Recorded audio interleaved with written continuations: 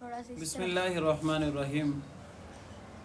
گزشتہ 2 دنوں سے 12 چنار میں جو واقعات ہوئے ہیں بالکل قابل مذمت ہے، لیکن یہ بیانات یک طرفہ دینا انتہائی منافقانہ رویہ ہے۔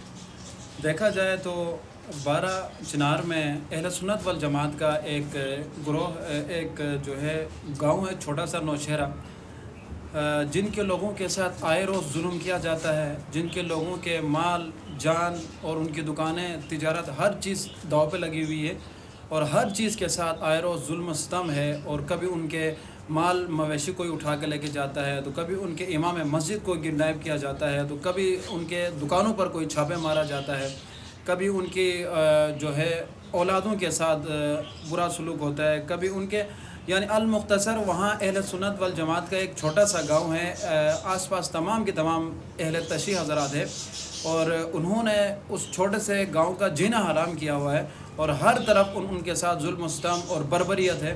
ظاہر ہے پھر وہاں پر جو چھوٹا سا گاؤں ہے نوشہرہ میں ہے اہل سنت والجماعت کا، وہ بھی خود کو حسینی کہتے ہیں، وہ بھی عمر فاروق رضی اللہ تعالیٰ عنہ کے پیروکار ہیں۔ بے شک وہ تعداد میں کم ہے، جنگ بدر جنگ احد کی طرح وہ تعداد میں کم ہے، لیکن وہ ان لوگوں پر باری ہونا جانتے ہیں۔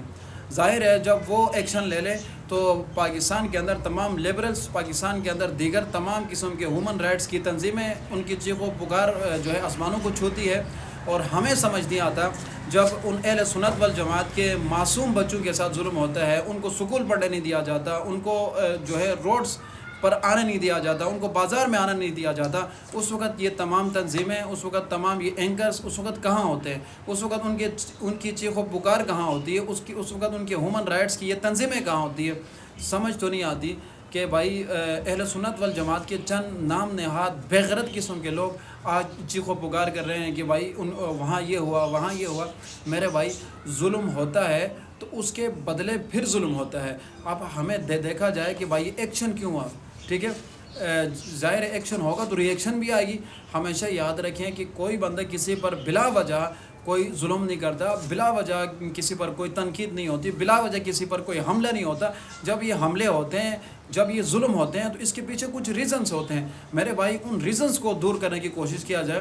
حالانکہ ہمارے مقتدر جو ادارے ہیں ان کو بھی یہ سوچنا چاہیے کہ بڑا چنار کے اندر، گلگت بلتستان کے اندر یہ ایران کا اسلحہ آتا کہاں سے؟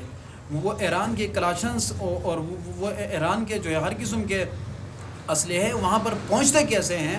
وہاں پر ان لوگ، وہاں آپ جا کر جیسے آپ خیبر پختونخوا میں آپ آپریشنز کرتے، ایک آپریشن وہاں کرے، آپ کو سمجھ آئے کہ یہ ہے کون لوگ۔ باقاعدہ ایران سے ٹریننگ لیتے ہیں، باقاعدہ وہاں سے سب کچھ ان کو ملتا ہے، اس کے بعد آ کر وہاں اہل سنت والجماعت کے ایک چھوٹا سا گاؤں ہے نوشہرہ، اس پر حملے کرتے ہیں۔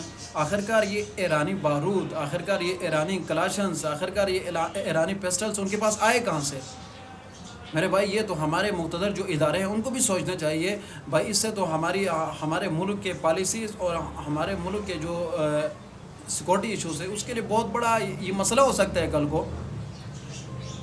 اور یہ آخر میں اپنے تمام تر بھائیوں سے ایک ریکویسٹ کرتا ہوں کہ فیس بک میں جو بھی پوسٹ آتا ہے تو اپنے آپ کو بڑا ہمدرد سمجھ کر اس کو شیئر کرنے کی بجائے کوشش کیا کرے، کچھ تحقیقات کیا کرے، کوشش کیا کرے، کچھ پڑھا کریں۔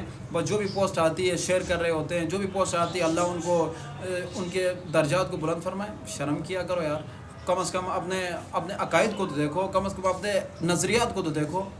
اس کا مطلب ہے اگر آپ دیکھیں دونوں سائڈ سے تو شہید نہیں ہوتے، ٹھیک ہے، ایک سائڈ کے مردار ہوتے ہیں اور ایک سائڈ کے شہید ہوتے ہیں۔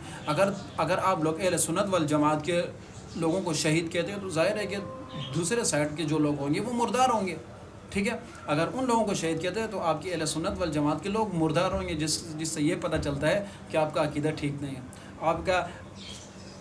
آپ کی نظریات ٹھیک نہیں ہیں۔ میرے بھائی کچھ تحقیقات کیا کریں، اس کے بعد شیئر کیا کریں، بس۔